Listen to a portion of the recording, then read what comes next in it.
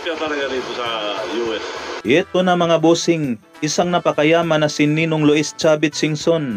May napakatindi itong ibinulgar sa nangyaring salpukan nila ni Manny Pacquiao at Mario Barrios sa US. Ayon nga po kay Ninong Luis Chavit Singson mga bossing, napanood nyo rin yung laban ni Manny. Ang liwanag ng panalo pero tinabla, so may mafia talaga rito sa US. Gaya noong last laban ni Charlie Suarez, dinaya pero pinalitan ang desisyon pero talo. Sabihin na yung pustahan na natalo tayo pero noong nagpetisyon tayo, binago nila yung desisyon. Dahil panalo talaga si Suarez doon, eto panalo rin si Manny, tinabla nila. So talagang may daya dito sa Las Vegas, kailangan knockout mo yung kalaban para walang magawa yung mga nag-a-arrange ng laban na ganyan. Ang mga promoter nga po yung tinutukoy dyan ni Ninong Luis Chavit Singson. Sinabi pa nitong si Ninong Luis Chavit Singson mga bossing na maganda na rin yun. Buti di siya natalo dahil lamang na lamang si Manny. Dagdag girada pa nga po nitong si Ninong Luis Chavit Singson mga bossing na mga kababayan na daya na naman tayo,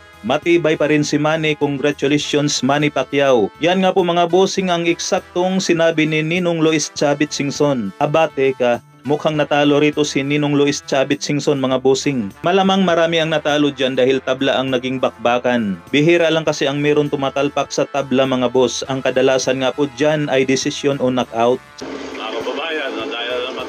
Samantala mga bossing Cuadro Alas, it's my boy, may matinding reaksyon. Ang sabi nga po rito ni Cuadro Alas mga bossing na matanda na kasi si boss. Kung sa bata-bata pa lang sila naglaban, matik knockout daw ang sasapiti nitong si Mario Barrios. Kaya naman mas swerte pa rin itong si Mario Barrios mga bossing dahil matandang Manny Pacquiao na ang kanyang nakaharap sa ibabaw ng luna.